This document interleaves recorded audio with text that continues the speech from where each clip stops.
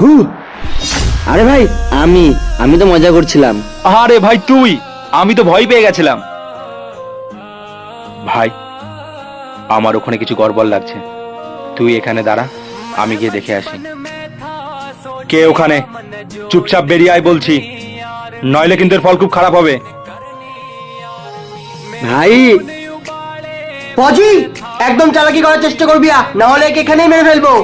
চুপচাপ বন্দুক নিচে রেখে এখানে আয়।